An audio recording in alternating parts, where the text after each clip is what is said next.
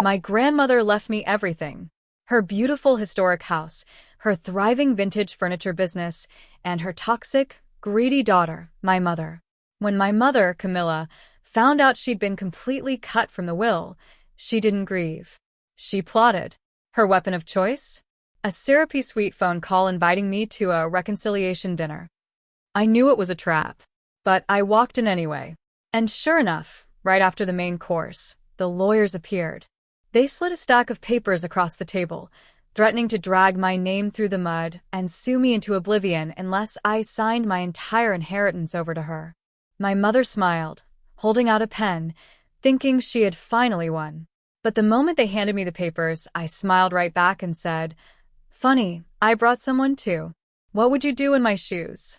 Who do you think I brought with me?" Follow along to see my family get everything they deserve. Don't forget to like, subscribe, and drop a comment below with your theories. The phone buzzed against the polished surface of my coffee table, a violent, angry sound in the quiet of my small apartment. I didn't have to look at the screen. I knew the ringtone. It was one I had assigned years ago, a jarring, atonal piece of music that served as a warning. Camilla, not Mom. Not Mother. Just Camilla. It had been that way for a long time. I let it buzz a fourth time before my thumb finally swiped to answer. I said nothing. A tactic I'd learned was the only way to hold any ground with her. Silence forced her to show her hand first. "Sloan, darling." Her voice cooed, syrupy and sweet like cheap honey poured over something rotten. "I was just thinking about you." A lie. Camilla only ever thought about herself. "I know things have been tense," she continued, a master of the understatement. "And I think it's time we put it all behind us. For the family. I've booked a table for us at the Grove tomorrow night. 8 o'clock. Just us. Your brother and Mark will be there. A real family reconciliation dinner." My grip tightened on the phone. It had been 3 weeks of weaponized silence from her. 3 weeks since we'd all sat in the stuffy, wood-paneled office of my grandmother's estate lawyer. I could still picture the scene perfectly. Camilla and my brother, Preston, had sat on one side of the mahogany desk, exuding the smug entitlement of heirs apparent. They'd given me cursory nods, their expressions a mixture of pity and impatience, as if my grief was a tiresome formality to be endured before the real business began. I sat on the other side, a solitary island of black fabric and numb sorrow. My grandmother, Helen, hadn't just been my grandmother. She had been my port in a lifelong storm, the one person whose love was a constant. She was the one who had practically raised me when Camilla was too busy with her social calendar or her latest marital drama. Then the lawyer, a kind man with tired eyes who had known Helen for decades, cleared his throat and read the will. It was simple, direct, and utterly devastating for them. Everything. The historic family home where Helen had lived and I had grown up, and the profitable vintage furniture business she had built from scratch, the curator's corner, was left to me. Solely and entirely to me. The silence that followed was heavier than a tombstone. I saw the mask of civility crack on Camilla's face, revealing the raw avarice beneath. Preston just stared, his jaw slack, as if the lawyer had started speaking a foreign language. The lawyer had barely finished before Camilla's hissed whisper cut through the room. "This is a mistake." She was an old woman. She was clearly manipulated. Her eyes, cold and furious, had locked on me. Now, 3 weeks later, that fury was gone, replaced by this sickeningly sweet invitation. A reconciliation dinner. It was a joke.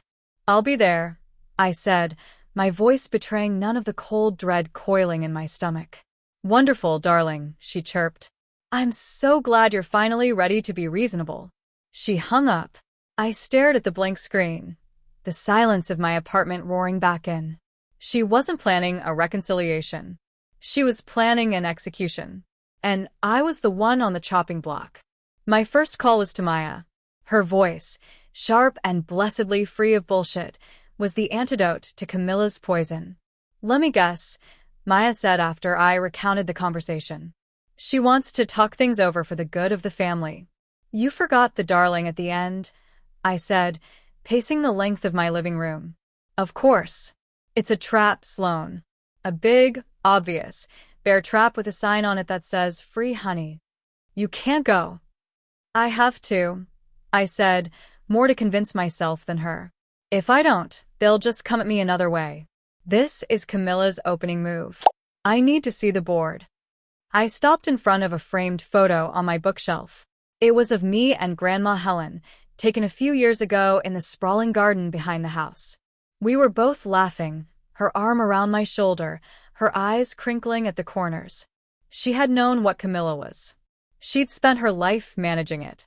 "Protect what's yours, Sloane," Helen had told me once, her hands covered in soil from her rose bushes. "Especially from those who think it's theirs by right. Strength isn't being aggressive, it's being prepared." Maya sighed on the other end of the line. Okay. "Sun Tzu.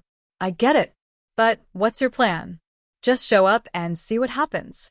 An idea, cold and sharp, was beginning to form in my mind.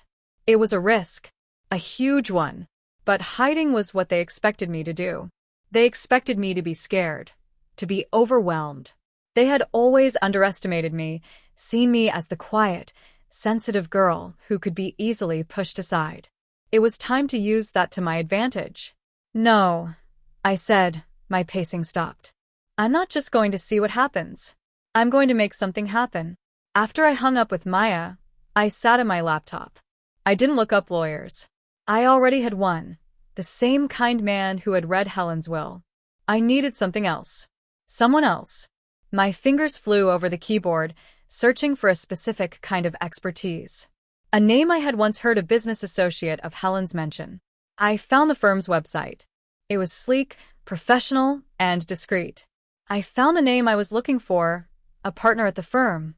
My finger hovered over the contact number for a long moment. It felt like stepping off a cliff.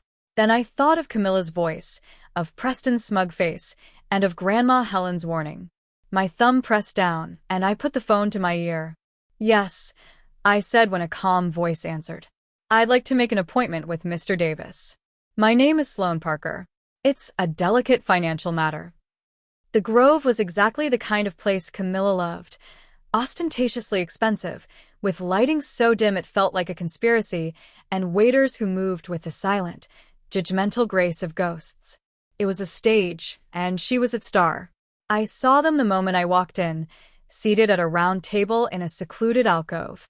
Camilla, in a jewel-toned silk dress that probably cost more than my rent, waved a hand glittering with rings.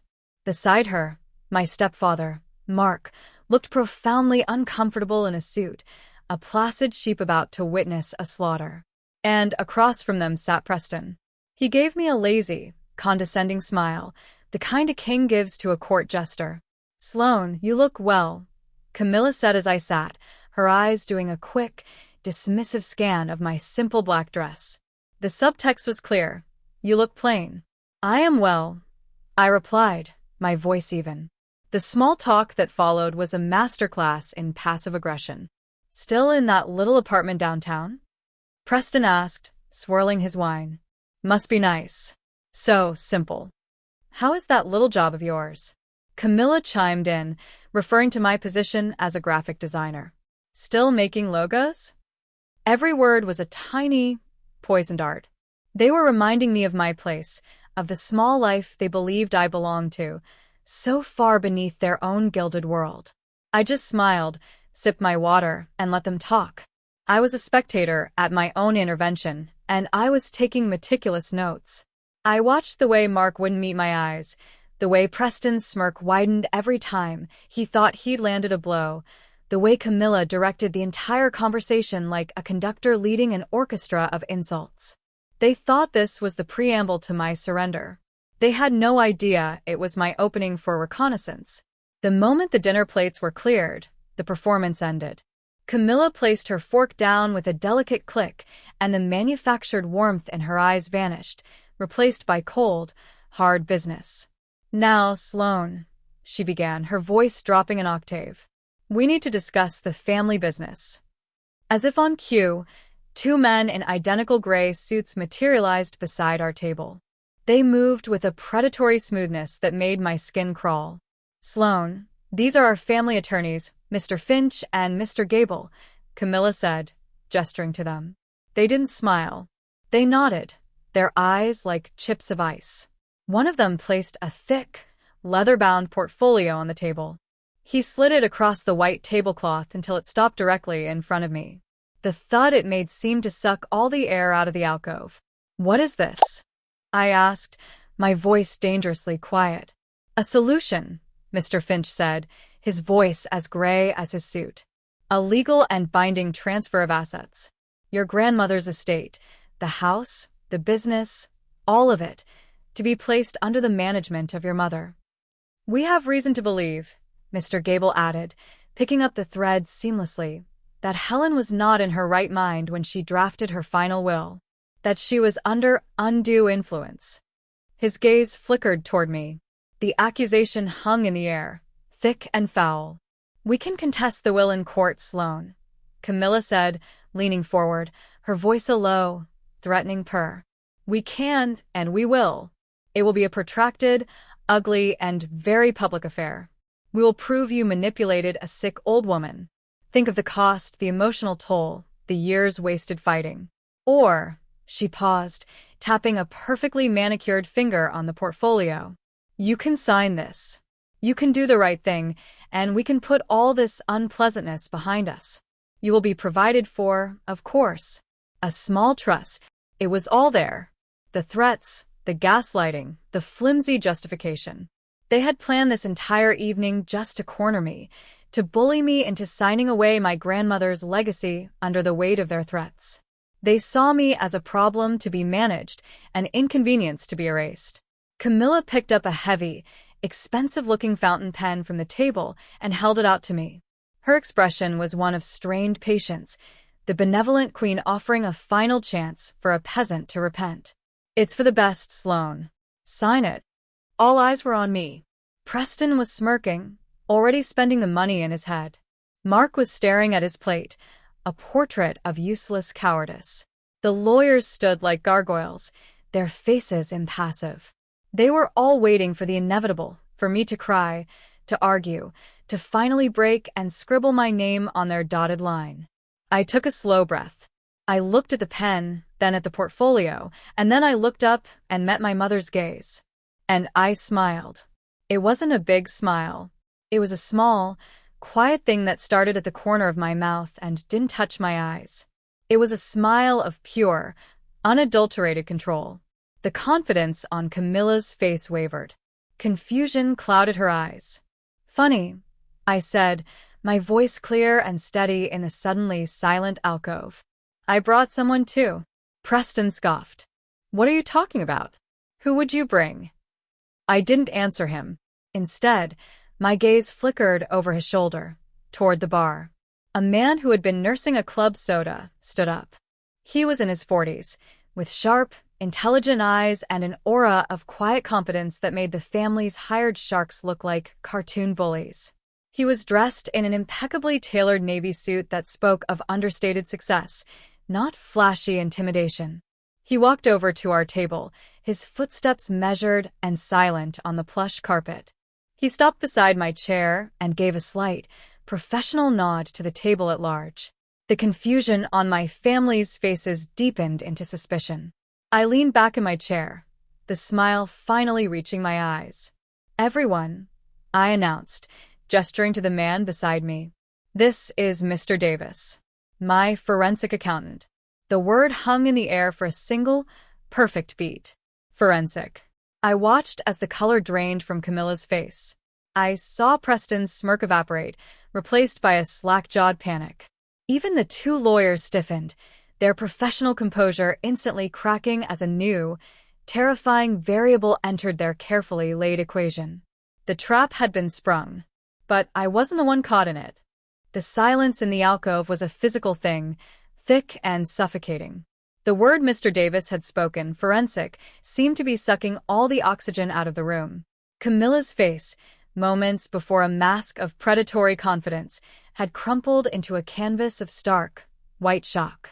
Mr. Davis placed a sleek silver business card on the table next to the offending leather portfolio. He paid the sputtering family lawyers no mind, his calm gaze fixed on my mother. "On behalf of my client, Miss Parker," he said, his voice level and devoid of emotion, "I have spent the last 2 weeks conducting a preliminary audit. Not of the estate, that would be premature, but of several accounts and credit lines that were under your management, Mrs. Forrester."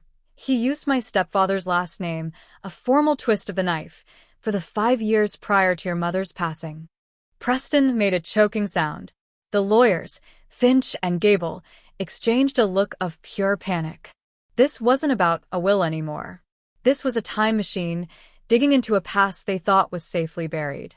"We have found," Mr. Davis continued, "significant and troubling discrepancies between documented income and expenditures. Large, regular cash withdrawals, several outstanding loans from business accounts that were never repaid, and a number of assets acquired in a manner that requires further clarification. This is absurd. Slander." Camilla finally found her voice, though it was a thin, reedy version of her usual commanding tone. Mr. Gable, the taller of the two lawyers, stepped forward. "This meeting is over. We will not have our client subjected to these baseless accusations." "I don't think it is," I said, finding my own voice. I pushed the thick portfolio back across the table towards them. It felt like returning a grenade. "You wanted to talk business. You brought your team. I brought mine. It seems to me the meeting is just beginning." But they were already scrambling. Mark was helping a trembling Camilla to her feet. Preston looked like he was going to be sick. The lawyers were gathering their things, their faces grim. They didn't just look defeated, they looked terrified. They practically fled the restaurant, leaving the portfolio, the pen, and Mr. Davis's business card sitting on the table like relics of a battle already lost. The victory in the restaurant was sharp and clean. The war, I was about to find out, was going to be muddy and bleak. The counterattack began less than 24 hours later. The first call was from my Aunt Carol, Camilla's sister. "I cannot believe you," she'd screeched, without so much as a hello. "Your mother is a complete wreck. To threaten her like that, to humiliate her in public after everything she's been through, losing her own mother, what kind of monster have you become, Sloane?" I tried to explain, to tell her the truth, but it was like talking to a brick wall. Camilla had gotten to her first, spun a masterful tale of a greedy, ungrateful daughter brandishing lawyers and accountants to steal what was rightfully hers. By noon, 3 more calls had come in from other relatives, all singing the same tune. I was selfish. I was cruel. Helen would be so ashamed of me. Then came the social media campaign. Camilla posted a photo of her and my grandmother, both smiling. The caption was a masterpiece of manipulation, thinking of my beautiful mother today and how family was everything to her. So heartbroken when a child forgets all the sacrifices a mother makes and chooses money over love. Praying for peace and healing. The comment section was a viper's nest of sympathy for her and condemnation for the unnamed, monstrous child. Preston, never one for subtlety, commented below it. "Some people have no shame. They'd rob their own grandmother's grave if they could. You're too good for them, Mom." My phone buzzed with notifications, friends sending me screenshots, asking if I was okay. Each message felt like a fresh wound. The adrenaline from the night before had evaporated, leaving behind a cold, heavy dread. They were turning everyone against me, painting me as a villain in a story where, for my entire life, I had been the victim. I sat in my quiet apartment, the city lights twinkling outside, and for the first time since this began, I felt utterly and completely alone. The next morning, I walked into the offices of Miss Pierce, my lawyer. The space was modern, clean, and minimalist, the architectural opposite of my emotional state. It was a relief. Miss Pierce was a woman in her 50s with a sharp bob of graying hair and an even sharper gaze. She didn't offer platitudes or sympathy. She offered competence, and right now that was infinitely more valuable. Mr. Davis was already there, a slim laptop open on the conference table. "Forget the smear campaign," Miss Pierce said as soon as I sat down. "It's noise. It's what guilty people do when they have no legal options. Let's talk about the signal, Mr. Davis." For the next hour, they walked me through the truth. It was worse than I could have imagined. Mr. Davis presented bank statements, credit card reports, and loan documents on a large monitor. I saw a Lexus, leased in my grandmother's name, that I knew for a fact was driven exclusively by Preston. I saw statements for a high-end credit card, also in Helen's name, filled with charges for spa weekends, designer clothes, and lavish dinners, all things my mother enjoyed. I saw records of her borrowing from the Curator's Corner's accounts to make mortgage payments on her and Mark's second property, a condo in the mountains. The most damning piece was a series of scanned checks written from my grandmother's personal account to Camilla. The signatures are good forgeries, Mr. Davis noted calmly. But a detailed analysis shows microscopic hesitations inconsistent with Helen's actual handwriting. She didn't sign these. I stared at the screen, at the cold, hard numbers that represented years of systematic theft. This wasn't just about the money. It was the calculated, long-term betrayal. My grandmother, in her final years, while her health was failing, was being bled dry by her own daughter. The smear campaign suddenly made perfect sense. It wasn't just to get the inheritance, it was to cover up the crimes. "This is no longer a civil matter of contesting a will, Sloane," Miss Pierce said, her voice firm. "This is felony grand larceny and forgery. They weren't just trying to get the estate. They were trying to bury the evidence of what they'd already stolen." That evening, I got an email with a subject line that simply read, "For Helen." The sender was Linda Martinez. Linda had been the manager of the Curator's Corner for over 20 years. She was more than an employee. She was a friend to my grandmother, a quiet, steady presence in the shop. Camilla had fired her 2 days after Helen's funeral, claiming she wanted to restructure. We met at a small, out-of-the-way coffee shop the next day. Linda was nervous, her hands wrapped tightly around a cup of tea. "I knew something was wrong," she said, her voice low. "For years, your mother would come in, take cash from the register for a shopping emergency. She'd have Helen sign papers Helen didn't seem to understand. Your grandmother, she was proud. She didn't want to admit, even to me, what was happening. But she was meticulous. She kept records." Linda reached into her oversized tote bag and pulled out a thick, leather-bound book. It was an old-fashioned accounting ledger, but I knew it was more than that. I recognized it instantly. It was the book Helen kept in the bottom drawer of her desk at the shop. "Camilla was so busy shredding financial documents after she fired me," Linda explained, a spark of defiance in her eyes. "She never thought to look for this. I took it. I knew Helen would want you to have it." I opened the book with trembling fingers. Inside, in my grandmother's elegant, familiar script, was everything. It started as a log of the loans to Camilla, with dates and amounts. But over the years, the entries changed.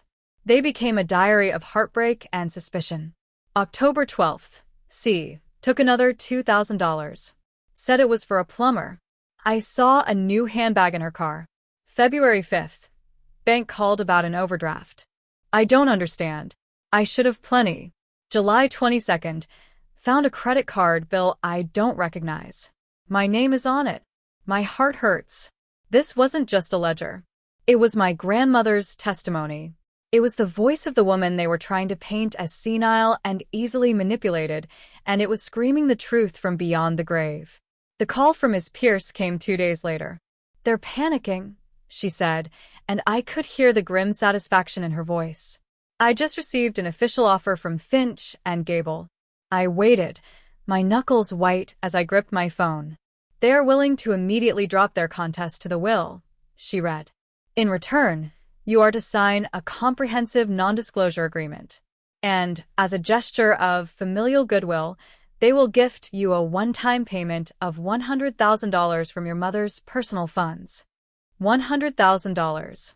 It sounded like a lot of money, but it was a pittance compared to the value of the estate. And it was nothing compared to the amount they had stolen over the years. This wasn't a settlement. It was hush money. It was a desperate, insulting attempt to make the criminal investigation and the ledger disappear forever. A bitter laugh escaped my lips. They still didn't get it.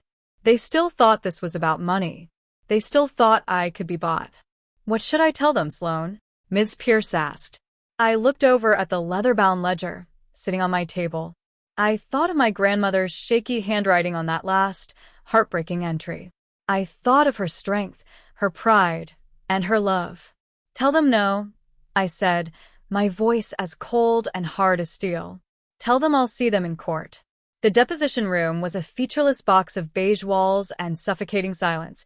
The only sounds the soft tapping of the court reporter's fingers and the hum of the fluorescent lights. It was a place stripped of all emotion, where only facts were meant to survive. We sat on one side of the long, polished table, me, Miss Pierce, and Mr. Davis.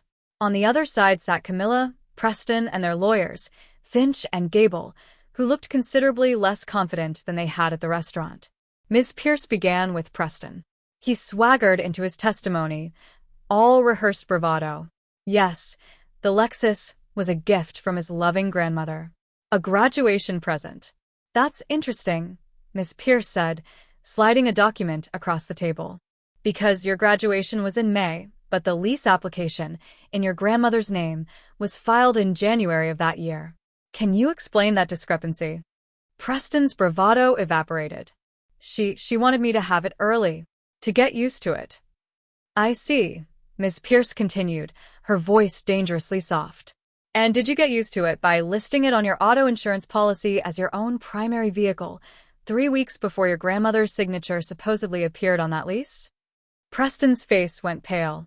He stammered, looked to his mother, then to his lawyers, who could offer him nothing. Next was Camilla. She was smoother, a more seasoned liar. The money transfers? Helping her dear mother with bills. The charges on the credit card? Errands and necessities for the house. Miss Pierce opened Helen's ledger, its worn leather a stark contrast to the sterile room. On October 12th, you documented a $2,000 withdrawal for a plumbing emergency at your mother's house. I've subpoenaed records from every licensed plumber in the city. None were dispatched to that address during that entire month.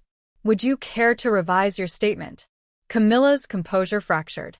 It was a cash job. An independent contractor. What was his name? Ms. Pierce pressed. I don't recall. For 2 hours, she picked them apart, piece by piece, using their own lies and my grandmother's quiet truths. Their stories contradicted each other, then contradicted the documented evidence. By the end, they weren't a united front. They were two panicked individuals drowning in their own deceit, and the water was rising fast. The final report is complete. We were back in Miss Pierce's office 2 days later. Mr. Davis slid a thick, spiral-bound volume onto the conference table. On the cover, in simple black letters, it read, Financial Analysis, The Estate of Helen Parker. It looked like an instruction manual for a bomb. The total is $482,000, he said, his voice flat. The number hit me with the force of a physical blow. It was a staggering sum, an amount so large it was almost abstract. But Mr. Davis's report made it terrifyingly concrete. Inside were flowcharts mapping the movement of money from Helen's savings into Camilla's failed interior design business. There were high-resolution scans of the forgeries, with the microscopic inconsistencies circled in red. There were sworn affidavits from antique dealers who had sold valuable furniture to my grandmother, only for the pieces to be appraised and sold a month later by my mother. It was an irrefutable narrative of sustained financial abuse, compiled with chilling precision. I felt a cold, heavy finality settle over me. The anger was still there, but beneath it was a profound, aching sadness. This document wasn't just evidence, it was a detailed autopsy of my family's morality. We forward this to the district attorney's office, Miss Pierce said, her gaze steady on me. And they will prosecute. This report is their entire case, gift-wrapped. There is no plausible defense. It's no longer a question of if they'll face charges, Sloan. It's a question of when. The theoretical threat we had leveled in the restaurant had become an imminent reality. The game was over. All that was left was the endgame. The text message came late that night, a single, desperate line from a number I knew was Preston's. We need to talk. Alone. Please. He chose the meeting place, a dark, sticky-floored bar on the edge of town, the kind of place he would never have been caught dead in before. I found him huddled in a corner booth, nursing a beer. The arrogant smirk he had worn his entire life was gone, replaced by the raw, twitchy fear of a cornered rat. "They're going to press charges, aren't they?" he asked, his voice barely a whisper. The lawyer, Pierce. She wasn't bluffing. "No," I said. "She wasn't." He put his head in his hands. "I can't go to jail, Sloan. I can't." He looked up, his eyes wide and pleading. "I'll give you everything." "What is everything, Preston?" "The Lexus. It was for me. I pressured Grandma into it. The credit cards. I knew Mom was using them. I used them too a few times."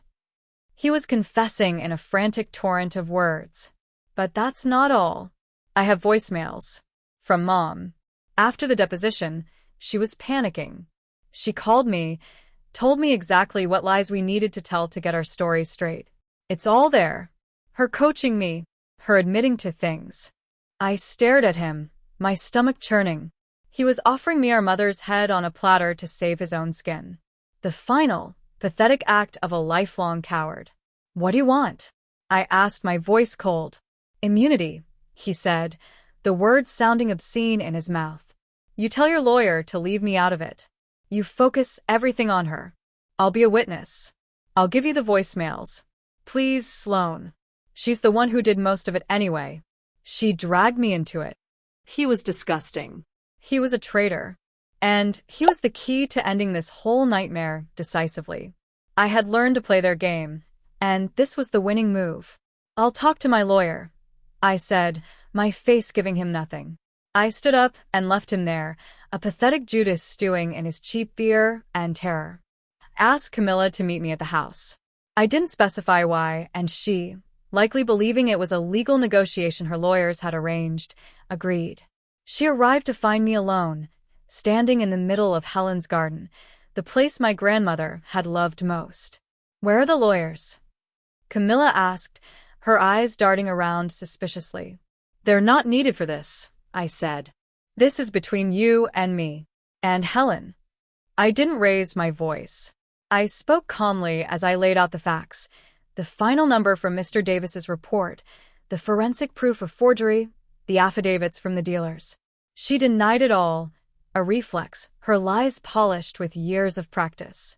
"It's a fantasy you've cooked up to steal what's mine," she sneered. "Is it?" I asked.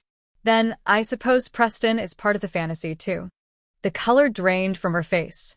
"He came to see me, Mom," I said, using the word for the first time in years. It felt like ash in my mouth. He was very cooperative. Before she could process the full weight of that betrayal, I took out my phone. I pressed play. Preston's recorded voice, tinny and panicked, filled the quiet garden air. "Mom, it's me. Listen, they know about the Lexus. We need to get our story straight. Just say." And then, Camilla's own voice, sharp and frantic. "It doesn't matter what you say, just stick to the script. I handled the paperwork, you knew nothing. Nothing. Do you understand me?" I hit stop. Camilla stared at me, her mouth agape, her carefully constructed world shattered by the sound of her own voice. And then the mask disintegrated. "You ungrateful little bitch," she shrieked, her face contorting into a mask of pure venom. "She always loved you more. Always. I took care of her. I was her daughter, and she gave it all to you. That house, that money, it should have been mine. You owe me." The torrent of rage and jealousy and entitlement I had only seen in glimpses my entire life was now on full display. It was ugly. It was raw. And it was honest. I just stood there and listened, letting the poison drain out. I wasn't her daughter anymore. I was just a witness to her final, terrible confession. And in that moment, I felt a painful, devastating sense of freedom. The end came not with a bang, but with an email. Ms. Pierce sent our non-negotiable terms to Finch and Gable the next morning. There would be no meeting, no discussion. The terms were simple and brutal. 1. Camilla would sign a full, legally binding confession to the embezzlement of $482,000 from the estate and business of her mother, Helen Parker. 2. She would issue a formal, public retraction of all accusations made against me, the text of which would be drafted by my lawyer. 3. She would formally and irrevocably renounce any and all current or future claims to the estate. In return for her signature, I would make one concession. When we presented her confession to the district attorney, I would inform them that I supported a plea for full restitution and probation, not incarceration. It wasn't mercy for her. It was closure for me. I didn't want her in my life, not even as a prisoner I had to think about. I wanted her gone. We waited. For hours, I sat in my apartment, staring at my phone, my heart pounding. At 4:15 p.m., an email from Ms. Pierce appeared in my inbox. The subject line was one word: done. The body of the email was just a short, forwarded message from Mr. Gable. My client agrees to all terms. Please forward the documents for her signature. I leaned back on my sofa and closed my eyes. There was no joy, no rush of triumphant celebration. Just a profound, bone-deep exhaustion. I had won. The war was over. But standing in the rubble of what was once my family, it felt impossible to call myself a victor. The end, when it came, was an anticlimax of ink on paper. Ms. Pierce handled the signing of the confession and the transfer of documents. There were no more confrontations, no more dramatic showdowns. Just the quiet, methodical work of lawyers dismantling a life. Camilla's public retraction was posted on her social media and distributed through her lawyers. It was a sterile, legalistic statement admitting to false accusations and deeply regretting the pain caused during a difficult time. The vindication I expected to feel never came. Instead, I just felt tired. My phone lit up with awkward, apologetic texts from the same relatives who had called me a monster weeks before. I read them, and then I deleted them. It was too late. The real consequences for Camilla were swift and devastating. To begin paying the court-ordered restitution, she had to sell the mountain condo and liquidate most of her assets. The beautiful life she had stolen to build was publicly dismantled. Stripped of her wealth and reputation, she became a ghost in the social circles she once commanded. Preston faced his own exile. Furious at his betrayal, Camilla cut him off completely. With no trust fund, no inheritance, and a name now synonymous with a messy family scandal, he was on his own. Maya told me she'd seen him working as a valet at a downtown hotel, his face sullen, the old arrogance replaced by a weary bitterness. He had traded his mother for his freedom, and in doing so, had lost everything that had ever defined him. I took no joy in their downfall. It was like watching a building burn. The fire was necessary to clear the rotted foundation, but all that was left in its place was a pile of ash. A week later, I stood on the front porch of my grandmother's house. My house. In my hand was a simple brass key, not one given to me by a lawyer, but the one Helen had given me when I was 16. I slid it into the lock. The click of the tumbler turning echoed in the quiet afternoon. The air inside was still and smelled faintly of old books and dried lavender. Sunlight streamed through the large windows, illuminating dust motes dancing in the air. It was a perfect, silent time capsule of a life well lived. I walked through the rooms, my footsteps soft on the hardwood floors. I ran a hand over the velvet armchair where Helen used to read. I traced the rim of a teacup she'd left on the kitchen counter. This wasn't a victory lap. It was a pilgrimage. I was here to say a final, private goodbye. In her bedroom, I went to the old oak bookshelf. I knew which one to choose. Her worn copy of To Kill a Mockingbird. Tucked inside the back cover was a thick, cream-colored envelope with my name on it in her elegant, familiar script. With trembling hands, I opened it. "My dear Sloane," the letter began. "If you are reading this, it means I am gone, and that the house is now yours. I know this is a heavy burden to place on you. I am sorry for the fight I am leaving you, a fight a granddaughter should never have to wage against her own mother. For years, I tried to fix what was broken in her, but some things I have learned cannot be fixed. They can only be contained. I am leaving you this legacy not as a weight, but as a set of wings. This house is not just wood and stone. It is a place of safety and love. The business is not just a source of income. It is a testament to the beauty that can be built with one's own hands. These were my wings. Now they're yours. Do not let anyone make you feel small for claiming what is rightfully yours. You have a strength in you that you do not yet see. You have my heart, and you have my resilience. Trust it. Trust yourself. Live a beautiful life, my love. That is all I have ever wanted. Yours always, Helen. Tears I hadn't allowed myself to shed streamed down my face, dripping onto the precious paper. It wasn't just a letter. It was permission. It was a blessing. The first thing I did was call Linda. I met her at the curator's corner, which had been closed since the funeral. I want to reopen, I told her, standing amongst the beautiful vintage pieces that were my grandmother's passion. But I can't do it alone. I don't want you to be the manager, Linda. I want you to be my partner. Tears welled in her eyes as she accepted, her hands clasping mine over an antique mahogany desk. In that moment, the shop transformed from a monument to the past into a promise for the future. The next project was the house. For a week, I didn't change a thing. I just lived in the quiet, absorbing my grandmother's presence. Then, slowly, I began. I didn't erase her. I made room for myself beside her. I packed her clothes into cedar chests for safekeeping. I cleared the dusty shelves and filled them with my own books next to her classics. I hired painters to turn a stuffy guest room into a bright, airy studio for my design work. With every box packed and every wall painted, I felt the house and myself begin to breathe again. A month after I moved in, I hosted a dinner party. The table in the formal dining room, the site of so many tense holiday meals, was now set with mismatched vintage plates from the shop.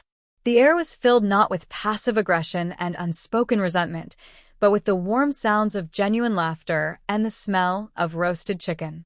My guests were a small, eclectic group. Maya was there, her laughter echoing off the high ceilings. Ms. Pierce and Mr. Davis, looking far more relaxed outside of a conference room, were discussing a recent court case. And Linda was there, telling a story about a ridiculously ornate chair she and I had restored last week. As I looked around the table at these people, I felt a profound sense of peace. They were my true family. Not a family bound by the accident of blood, but one forged in the fires of loyalty, trust, and mutual respect. They were the ones who had stood with me, who had protected me, who had believed in me. This was the legacy Helen had truly wanted for me, a house filled with love, no matter who was sitting at the table. We raised our glasses. To new beginnings, Maya toasted. To new beginnings, we all echoed. 6 months later, life had found a beautiful, quiet rhythm. The curator's corner was thriving, our blend of classic restoration and modern design attracting a whole new clientele. The house was no longer a silent museum, but a home, filled with light, music, and the occasional happy mess from a creative project. I sat in the garden, the late afternoon sun warming my face. I had spent the spring replanting Helen's rose bushes and adding new flower beds of my own. The scent of blooming peonies hung in the air. The war with Camilla and Preston felt like a lifetime ago, a story that had happened to someone else. I no longer felt anger, or even sadness. I just felt a quiet sense of distance. They were ghosts from a life I had shed. I understood now what my true inheritance was. It wasn't the money in the bank or the deed to the house. It was the strength I had found when I was forced to fight. It was the wisdom to know the difference between a family and a cage. It was the freedom to stand in my own garden, under my own sun, and know that I was finally completely home. In the end, I didn't just inherit a house and a business. I inherited a future my grandmother fought to give me. I found my real family, built on trust, not blood, and finally found peace in the garden she loved so much. But I have to ask myself one thing, and I want to ask you, too. When I had my mother cornered, with enough evidence to send her to prison, I made a choice. I recommended restitution and probation, but no jail time. I chose to close the book on her rather than throw it in the fire. So, here's my question for you. If it were you, would you have shown mercy, or would you have demanded justice? Let me know in the comments below. Would you have let her walk free to get her out of your life forever, or would you have made sure she paid for every last crime behind bars? Thank you so much for following Sloane's story. Your support has meant the world.